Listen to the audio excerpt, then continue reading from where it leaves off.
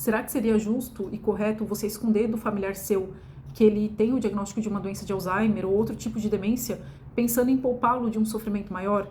Na verdade, isso vai depender de vários fatores. O primeiro deles é qual estágio da doença ele está. Se ele estiver numa fase mais leve da doença e que você percebe que ele ainda tem uma compreensão do que você vai explicar para ele, e principalmente se ele quiser saber a verdade, se ele estiver buscando o que está acontecendo com ele, se é uma pessoa que geralmente participa das decisões de saúde, quer buscar uma resposta para os sintomas dele, a gente deve sim falar a verdade, mesmo porque é uma questão de ética médica. A gente não deve esconder um diagnóstico, por mais que seja grave, independente da idade do paciente, se ele quer saber o que ele tem.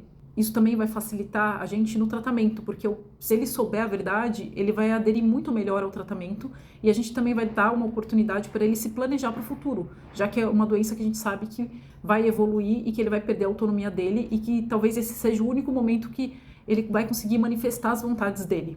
Agora tem outros 3 cenários que eu já acho que a gente tem que pensar se realmente vale a pena. Talvez, na maioria dos casos, não vai valer a pena falar a verdade. O primeiro deles é quando eles já estão numa fase mais moderada para avançada, em que eles perderam a capacidade de compreender a informação que você vai passar.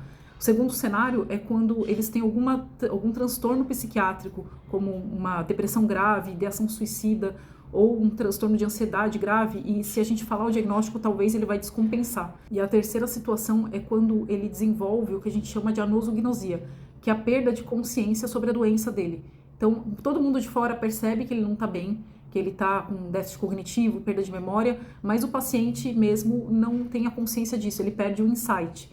E quando a gente fala sobre a doença para ele, ou fala sobre os sintomas, ele fica extremamente nervoso, porque para ele está tudo bem.